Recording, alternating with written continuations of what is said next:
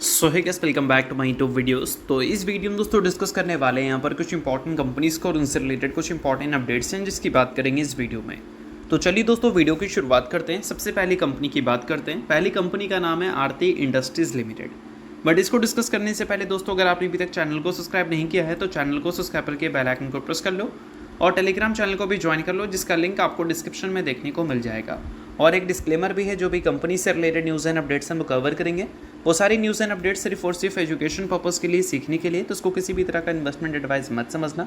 आप खुद से रिसर्च और एनालिसिस भी कर सकते हैं। तो चलिए दोस्तों वीडियो की शुरुआत करते हैं। सबसे पहले बात करते हैं आरती इंडस्ट्रीज से रिलेटेड कुछ इंपॉर्टेंट न्यूज़ एंड अपडेट्स के बारे में। सो दोस्तों, अभी रिसेंट में देखा जाए तो आरती इंडस्ट्रीज से रिलेटेड एक बिजनेस की न्यूज़ हमें सुनने को मिली थी।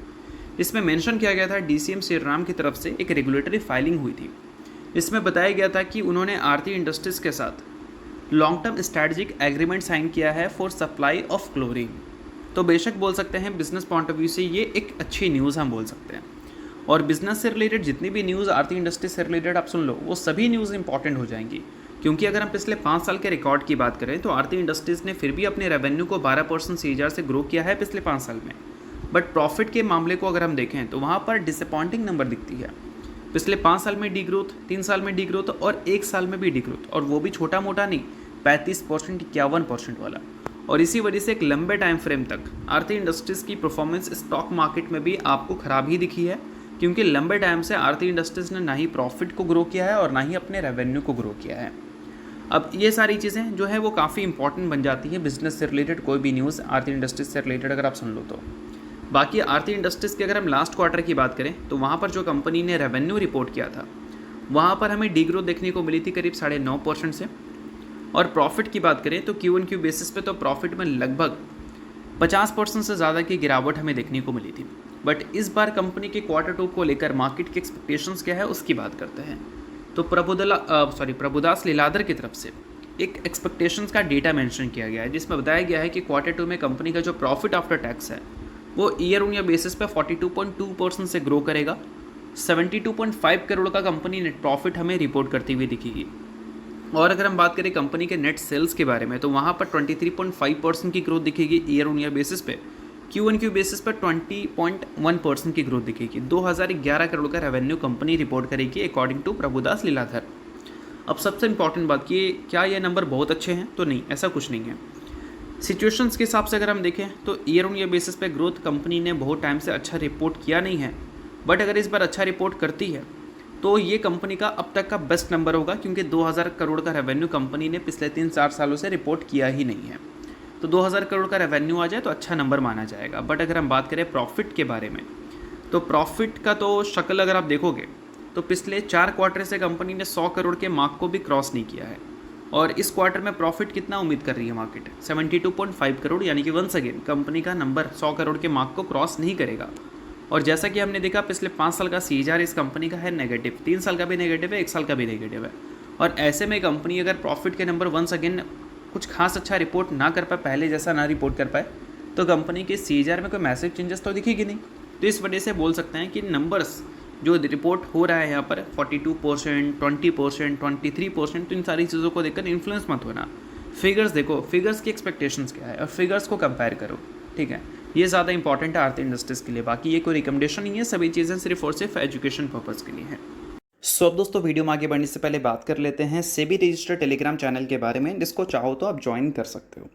अब ज्वाइन करने का सबसे बड़ा बेनिफिट क्या है वो मैं आपको समझा देता हूँ। देखो, मार्केट से रिलेटेड जो इंपॉर्टेंट एनालिसिस होते हैं वो आपको यहाँ पर देखने को मिलता है, वो भी बिल्कुल फ्री ऑफ कॉस्ट। उसके अलावा काफ़ी सारी कंपनी के चार्ट्स आपको देखने को मिलते हैं रेगुलर बेसिस पे, जो कि यूट्यूब पे तो अब आपको देखने को मिलेगा नहीं। तो वो सारी चीज़ें आपको टेलीग्राम में ही अपडेटेड देखने को मिल जाती हैं। और इसके अलावा दोस्तों सेबी रजिस्टर्ड टेलीग्राम चैनल है, तो यहाँ पर आपको काफ़ी सारे कॉल्स वगैरह भी देखने को मिलते हैं, जिसका भी बेनिफिट आप ले सकते हैं। पास्ट में जो कॉल्स वगैरह यहाँ पर देखने को मिले थे उसकी परफॉर्मेंस भी हमें काफ़ी अच्छी देखने को मिली थी, जिसको आप चाहो तो नोट डाउन कर सकते हैं। और साथ में दोस्तों यहाँ पर लाइव आकर जो भी आपके डाउट्स इंक्वायरीज हैं वो भी क्लियर किया जाता है। तो लिंक इसका आपको डिस्क्रिप्शन में देखने को मिल जाएगा। लिंक के थ्रू जाकर आप सेबी रजिस्टर्ड टेलीग्राम चैनल को ज्वाइन कर लेना।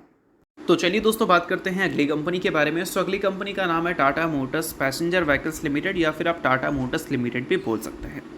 अब देखो दोस्तों, टाटा मोटर्स पैसेंजर व्हीकल्स के बारे में तो बात हो भी सकता है, but Tata Motors commercial vehicles अभी तक मार्केट में लिस्टेड है नहीं।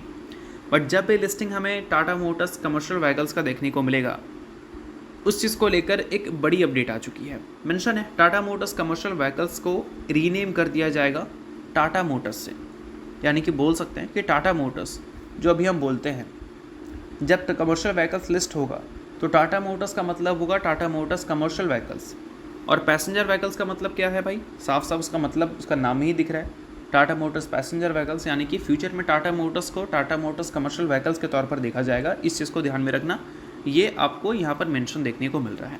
बाकी इसके लिस्टिंग हमें कब देखने को मिलेगी, तो देखो कंपनी के हिसाब से जो लिस्टिंग प्रोसेस है उसमें 45 से 60 दिन का टाइम लगता है जब ये फाइलिंग होता है। तो उसके हिसाब से अगर हम देखें तो मिड नवंबर और मिड दिसंबर में इसकी लिस्टिंग हमें पॉसिबिलिटी होती भी दिख सकती है, NSE और BSE दोनों जगह। तो इस चीज़ को आप नोट करके चल सकते हो। बाकी इसके अलावा अगर हम और भी न्यूज़ की बात करें तो आज के दिन टाटा मोटर्स एक न्यूज़ की वजह से फोकस में थी। न्यूज़ था कंपनी का सेल्स डेटा, जो कि फेस्टिव सीजन का जो रिपोर्ट हुआ वो काफ़ी स्ट्रॉन्ग रिपोर्ट हुआ, ज़बरदस्त 33% के ईयर ऑन ईयर बेसिस पे कंपनी ने ग्रोथ रिपोर्ट की।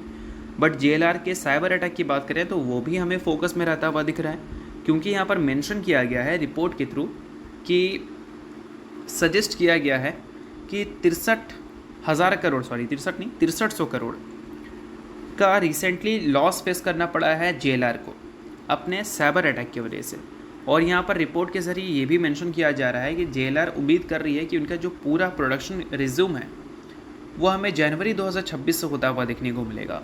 यानी कि अभी प्रोडक्शन की शुरुआत तो उन्होंने कर दिया है, बट पूरी तरह से शुरुआत हुआ नहीं है, बैक टू नॉर्मल हुआ नहीं है, वो हमें जनवरी से होता हुआ दिखेगा। यानी कि एक लंबे फाइनेंशियल लॉस टाटा मोटर्स को फेस करना पड़ा है इस साइबर अटैक की वजह से। बाकी ये सारी चीज़ें सिर्फ और सिर्फ एजुकेशन पर्पज़ के लिए थी, क्योंकि आज के दिन इन सारी चीज़ों की वजह से टाटा मोटर्स फोकस में थी। बाकी इसके अलावा बात करें अगली कंपनी के बारे में तो उसका नाम है दोस्तों मैज़गॉन डॉक शिप बिल्डर्स लिमिटेड। मैज़गॉन को लेकर एक बड़ी खबर हमें सुनने को मिल रही है। खबर यहाँ पर यह है कि मैज़गॉन ने अपने Q2 के डेट्स ऑफिशियली कंफर्म कर दिया है और उसके साथ इंटरिम डिविडेंड देने का भी फैसला किया है। तो देखो यहाँ पर मेंशन है कि मैज़गॉन डॉक शिप बिल्डर्स 27 अक्टूबर 2025 को बोर्ड मीटिंग कंडक्ट करने वाली है, जिस बोर्ड मीटिंग में ये इंटरिम डिविडेंड का भी प्रपोजल रखेगी। प्रपोजल अगर अप्रूव होता है तो ये कंपनी आपको इंटरिम डिविडेंड भी देती हुई नजर आएगी अपने Q2 के रिजल्ट के साथ। तो ये चीज़ आप नोट कर सकते हैं अगर आप मैज़गॉन के इन्वेस्टर हैं। 27 अक्टूबर आप नोट कर लो। बाकी इसके अलावा कंपनी के लेटेस्ट शेयर होल्डिंग पैटर्न की बात करें तो वो अपडेट हो चुका है, जहाँ पर कंपनी के प्रमोटर के stake as it is unchange है। पिछले क्वार्टर में चेंज हुआ था OFS की वजह से, इस क्वार्टर में अनचेंज है क्योंकि कोई भी सेलिंग देखने को नहीं मिली है प्रमोटर की तरफ से। बट हाँ, अगर हम बात करें FIS की तो पिछले क्वार्टर में FIS के स्टेक्स इंक्रीज़ हुए थे OFS की वजह से, बट इस क्वार्टर में उन्होंने अपने स्टेक्स को डिक्रीज़ कर दिया है। और DIS की बात करें तो उनके भी स्टेक्स OFS की वजह से इंक्रीज़ हुए थे पिछले क्वार्टर में और इस क्वार्टर में भी इंक्रीज़ हुए हैं। और पब्लिक की बात करें तो पब्लिक का पिछले बार डिक्रीज़ हुआ था, बट इस बार हमें इंक्रीज़ होता हुआ दिखा है 0.15% से। सो अगर आप मैज़गॉन के इन्वेस्टर हैं तो ये सारी चीज़ों को आप नोट कर सकते हैं, काफ़ी इंपॉर्टेंट है। बट अगर आप इन्वेस्टर नहीं हैं आप इग्नोर भी कर सकते हैं, न्यूज़ थी इस वजह से मैंने बता दिया। बाकी इसके अलावा दोस्तों बात करें अगली कंपनी के बारे में तो वो एक स्मॉल कैप कंपनी है जिसमें रिसेंटली स्प्लिट और बोनस की न्यूज़ सुनने को मिली है। 1:10 की रेशियो में स्प्लिट और 1:1 की रेशियो में बोनस, जिस वजह से कंपनी में 10% तक की तेज़ी भी हमें देखने को मिला था। नाम क्या है भाई कंपनी का, तो नाम है सिक्को इंडस्ट्रीज लिमिटेड। सो अगर आप इस कंपनी के शेयर होल्डर हैं तो आप इस चीज़ को नोट कर सकते हैं। बाकी छोटी कंपनी है तो कोई रिकमेंडेशन वगैरह नहीं है, न्यूज़ थी इस वजह से मैंने बता दिया। बाकी इन सारी चीज़ों को आप खुद से भी रिसर्च और एनालिसिस कर सकते हो। तो चलिए दोस्तों, ये वीडियो यहाँ तक था। ऊपर वीडियो को अच्छा लगा और चलो लाइक कीजिए, पहली बार सब्सक्राइब कीजिए। वीडियो के लिए बहुत बहुत शुक्रिया।